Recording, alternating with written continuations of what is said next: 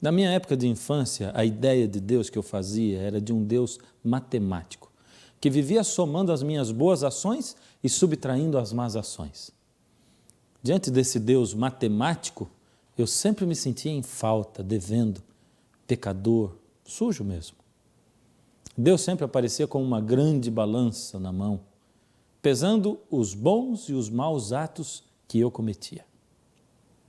Estudando a palavra de Deus, comecei a perceber que a matemática de Deus era totalmente diferente.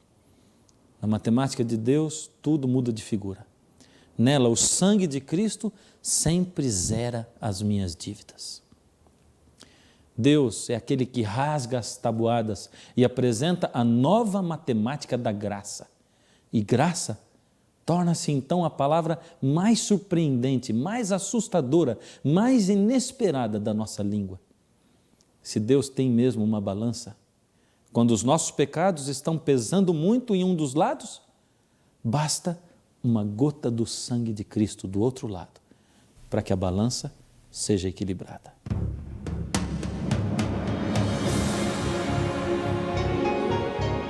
Ele permaneceu através dos tempos. O livro de Deus, a Bíblia, indispensável em nosso mundo complexo. Está escrito, transmitindo esperança ao redor do mundo. Apresentado por Fernando Iglesias. Hoje, 10 menos 1 igual a 0. A coisa mais importante que o apóstolo Paulo encontrou em sua vida foi a graça de Cristo.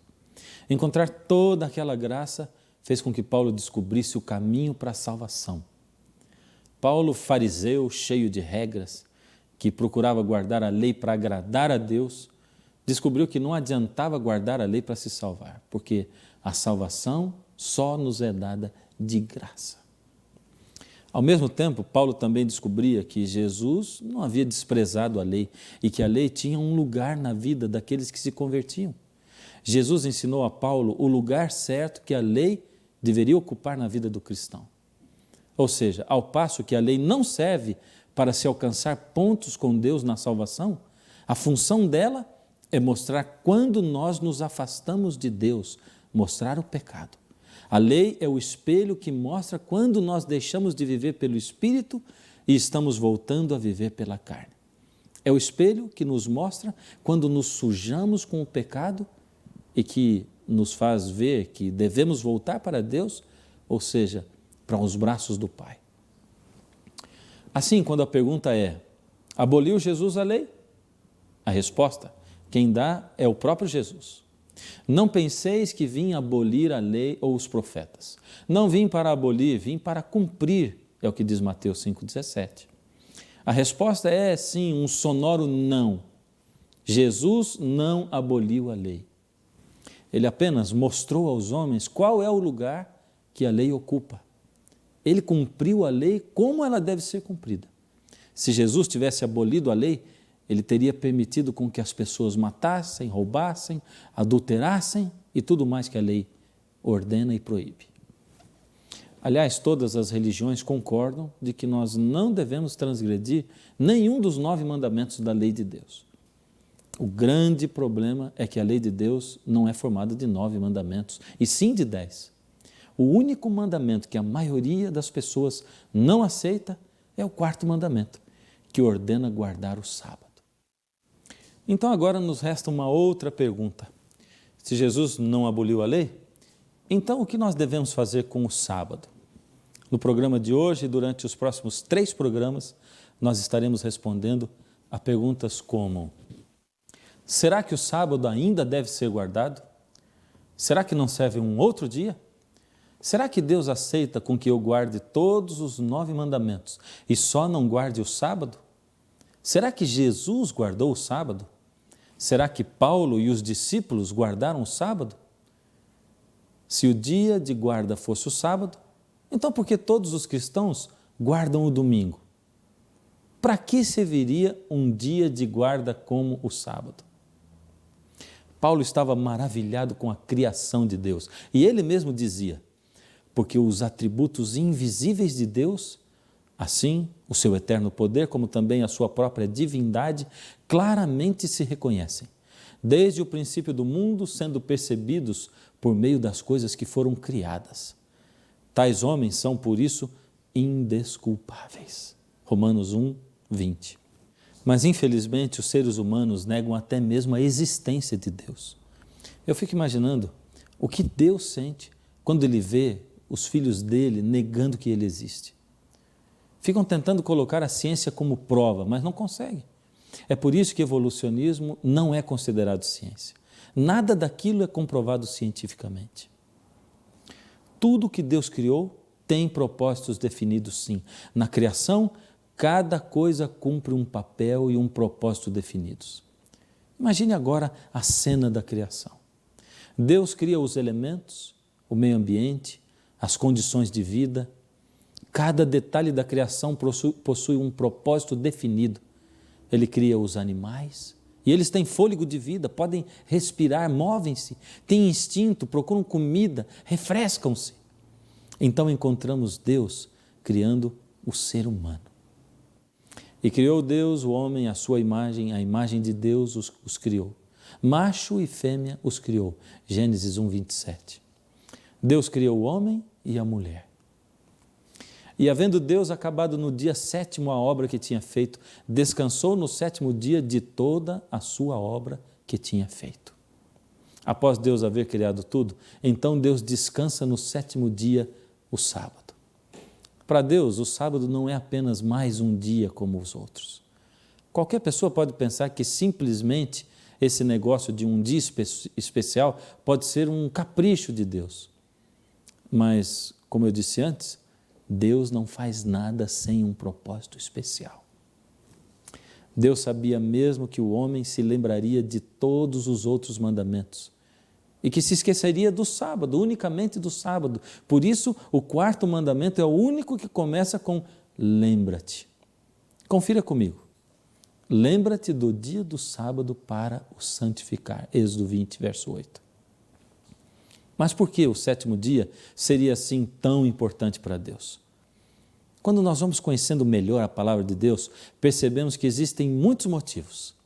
Assim, vamos analisar nesse programa alguns e os outros nos outros programas. Em primeiro lugar, como diz o próprio mandamento, o sábado do 7º dia é o memorial da criação. Êxodo capítulo 20, verso 8 diz: porque em 6 dias criou o Senhor Deus os céus e a terra. Ou seja, o sábado, através dos tempos, permanece gritando ao mundo que Deus é o Criador de tudo. Quando eu guardo o sábado, eu estou dizendo que creio que o mundo tem um Criador e Salvador e que Ele é Deus. A criação é a expressão maior do poder e da perfeição de Deus. Deus é organizado. Ao criar o universo, Deus abençoou o 7º dia porque em toda a criação Ele escolheu o número 7 como o símbolo da sua perfeição, da perfeição de Deus, como a assinatura ou carimbo do Criador.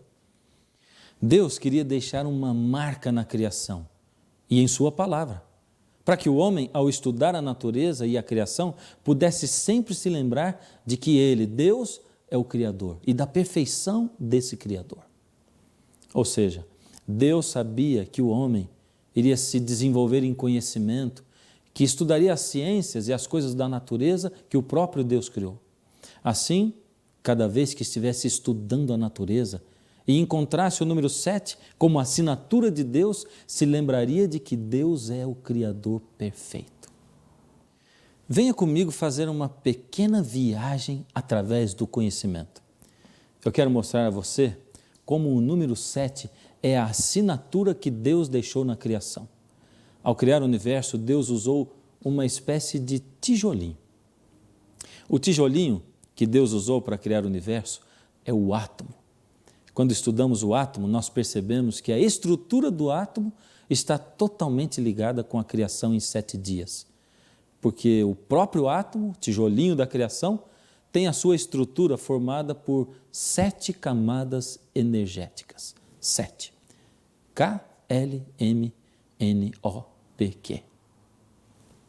Mas o universo não é feito só de átomos, porque se assim fosse, tudo seria uma escuridão. Como solução para isso, Deus criou a luz, dando ao mundo claridade, calor e cores. Tudo perfeito e pleno. Você sabia que a luz que Deus criou é formada também por 7 cores monocromáticas? As 7 cores permitem infinitas variações maravilhosas. Deus criou tudo a partir do som da sua voz, e a própria voz de Deus soa como música. Enquanto Deus criava, os anjos cantavam. Está em Jó capítulo 38, verso 7. Onde estavas tu quando eu fundava a terra? Quando as estrelas da alva juntas alegremente cantavam e todos os filhos de Deus se rejubilavam? Sim, cantavam, porque a parte mais nobre do som é a música criada por Deus. E ela, a música, também é formada por 7 notas musicais. É por isso que o 7 aparece tantas vezes também na Bíblia. E quanto às aparições do 7 lá na Bíblia, existem alguns significados especiais que nós não podemos desprezar de jeito nenhum. Preste atenção. Se na Bíblia o número 7 é repetido 2 vezes, como em 77, isso significa plena perfeição. Em Gênesis capítulo 1, no verso 1, diz o seguinte: no princípio criou Deus os céus e a terra. Aqui aparecem 3 elementos: Deus, os céus e a terra.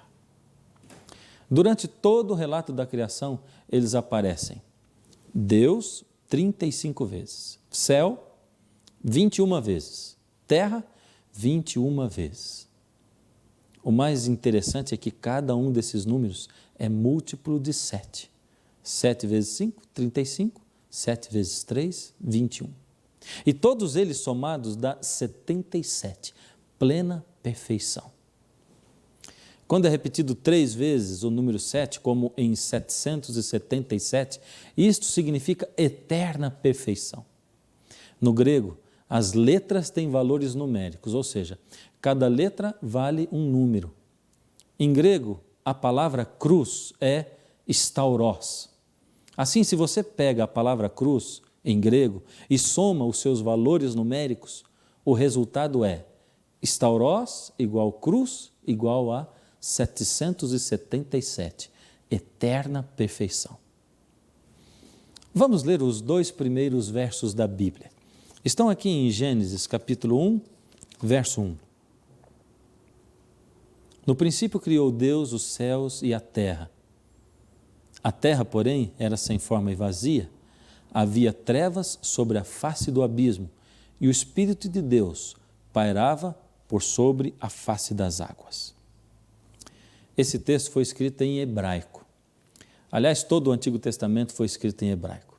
E em hebraico, o primeiro versículo que descreve Deus e a criação tem 7 palavras.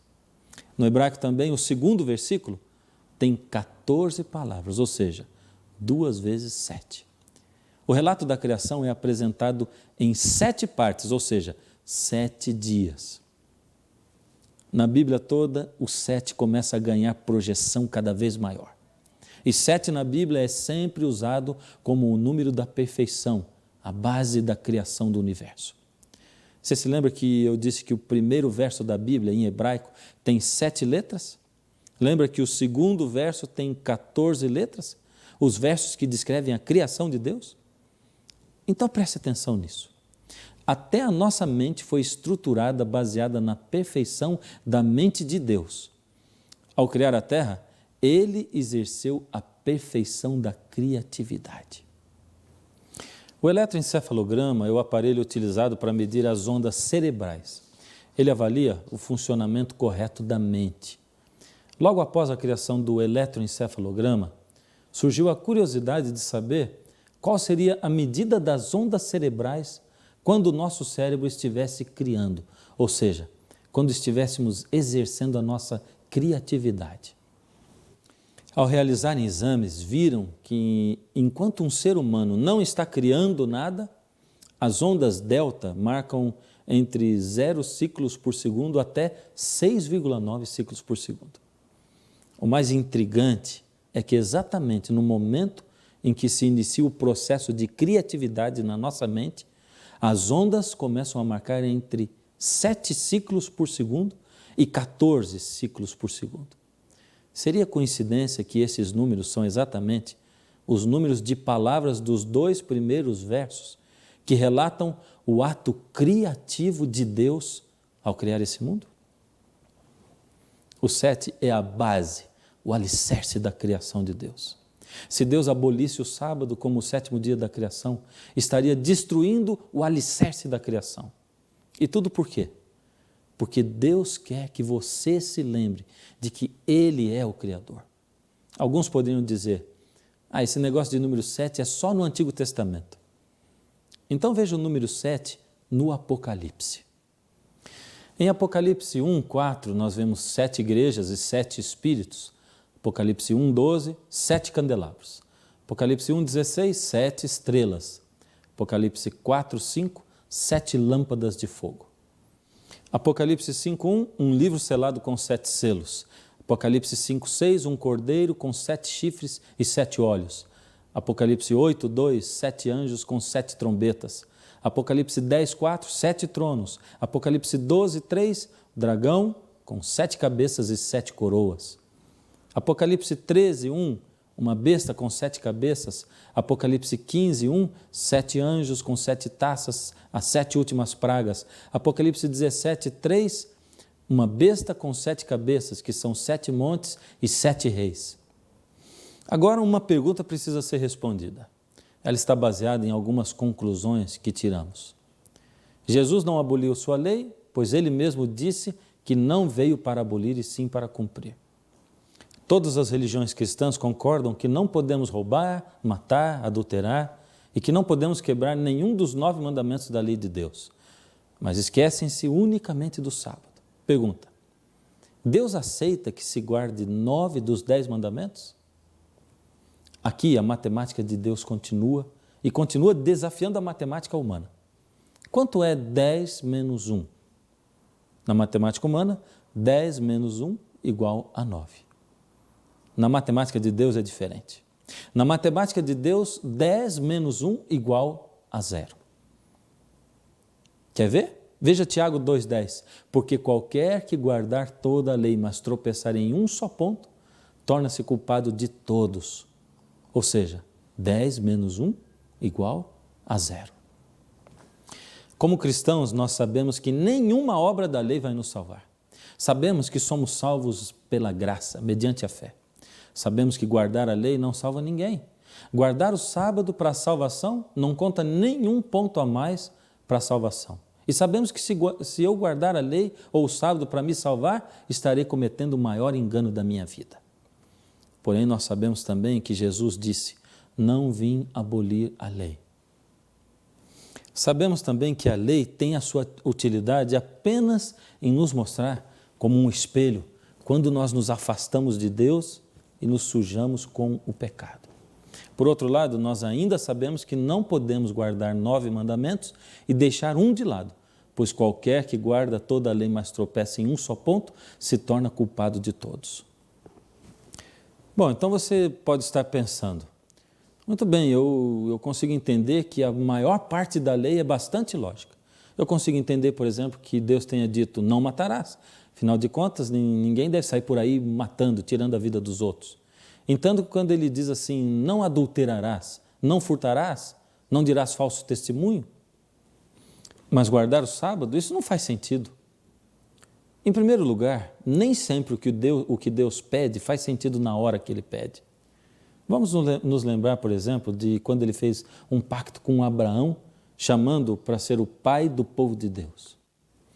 Deus selou um pacto com Abraão pedindo, ou melhor, ordenando que Abraão se circuncidasse e a todos os seus descendentes, filhos, netos, bisnetos. Você sabe o que é circuncidar? Circuncidar é cortar, retirar a pele que envolve a parte de cima do órgão sexual masculino. Era uma coisa dolorosa e no mínimo esquisita, estranha, absurda. Como Deus faz um pacto espiritual com Abraão e pede a circuncisão? Não dá para entender. E tem mais, Ele ordenou que dali em diante todos os bebês ao 8º dia de vida deveriam ser circuncidados. Abraão não questionou, simplesmente fez. Deus havia pedido. Hoje nós podemos entender o porquê. A ciência descobriu que um bebê de 8 dias tem mais protombina, que é responsável pela coagulação, do que ele terá em qualquer outro momento da sua vida. Até hoje os judeus praticam a circuncisão e as pesquisas mostram que por causa da circuncisão as mulheres do povo de Israel têm o menor índice de câncer do colo do útero do mundo. Deus assim protegeu o seu povo, tornando-os saudáveis e férteis.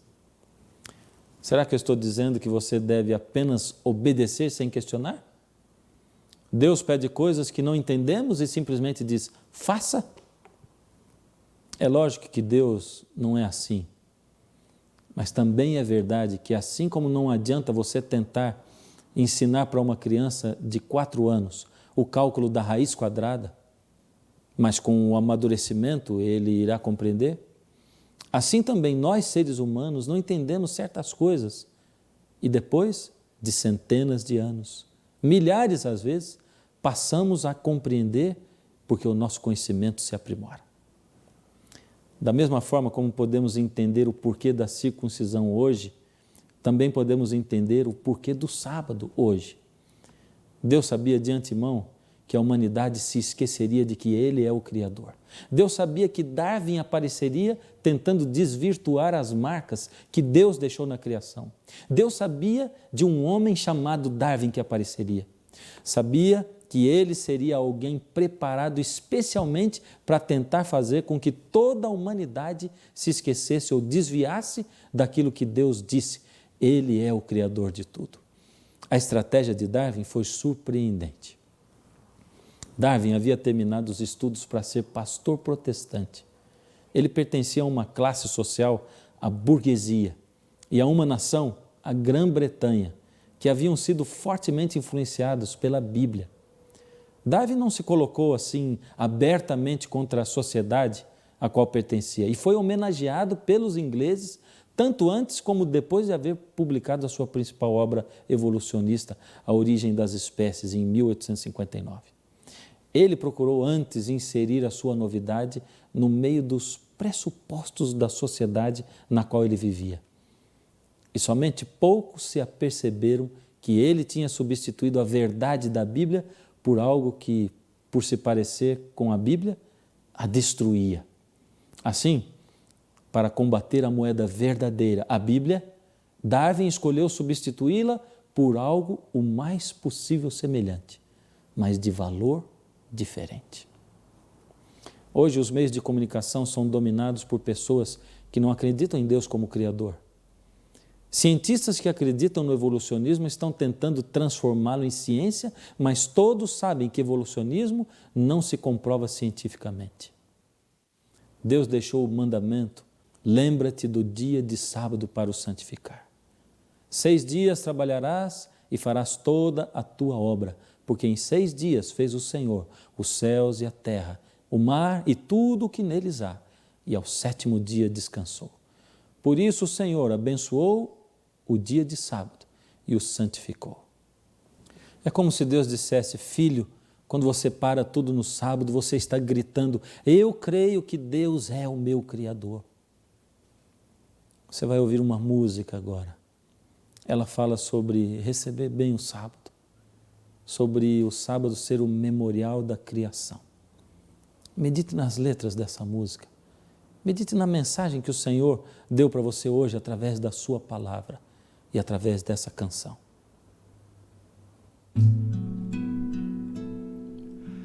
Lento e calmo foge o dia, já a tarde se apagou. Oh, que paz e que alegria, pois o sábado chegou. És bem-vindo, santo dia do Senhor. És bem-vindo,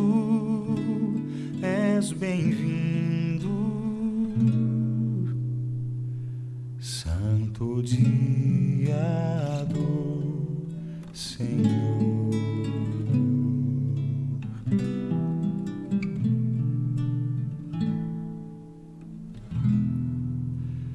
Esta hora de bonança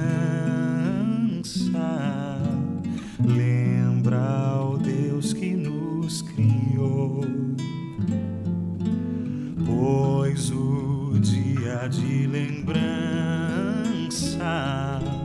nosso Pai santificou. És bem-vindo, és bem-vindo, memorial da criação. És bem-vindo, és bem-vindo, memorial da criação.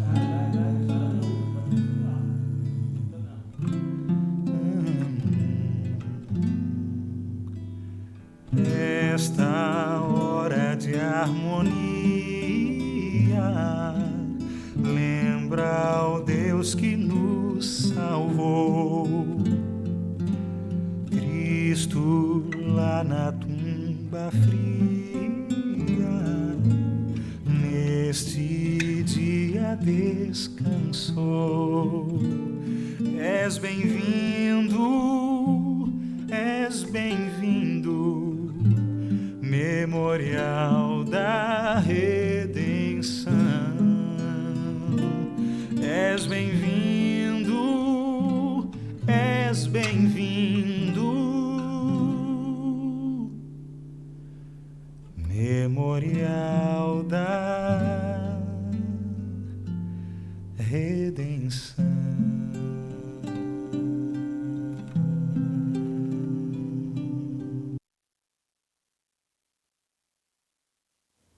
E aí, você tirou todas as dúvidas? Eu sei que não, eu sei que ainda ficaram muitas dúvidas. Dúvidas como, quem sabe, será que Deus aceita um outro dia qualquer no lugar do sábado? Será que o sábado foi guardado por Jesus ou foi guardado pelos discípulos depois que ele morreu? Ou quem sabe, como eu posso guardar o sábado hoje, no século 21? Será que eu não posso adaptar o sábado à minha realidade, às minhas necessidades? As respostas que ainda faltam, ainda virão nos próximos programas. Hoje, você só tem que olhar para Deus e dizer: Senhor, realmente o sábado é o memorial da criação. Realmente o Senhor é o Criador. Por favor, Senhor, me ajude a enxergar as suas verdades. Ore comigo. Senhor Deus, não queremos fazer a nossa vontade, mas a sua vontade. Queremos proclamar ao mundo que o Senhor é o Criador. Queremos, Senhor, seguir os passos do Senhor Jesus. Mas queremos também, Senhor, ter as respostas para as nossas perguntas. Continua, Senhor, nos guiando ao estudarmos a sua palavra e dá-nos o poder do Espírito para cumprirmos a sua palavra na nossa vida. Em nome de Jesus. Amém. Nós não vamos dizer adeus, vamos só dizer até logo, até o próximo programa. E não se esqueça, está escrito: nem só de pão viverá o homem, mas de toda palavra que sai da boca de Deus. Lento e calmo foge o dia, já a tarde se apagou. Oh, que paz e que alegria, pois o sábado chegou. És bem-vindo.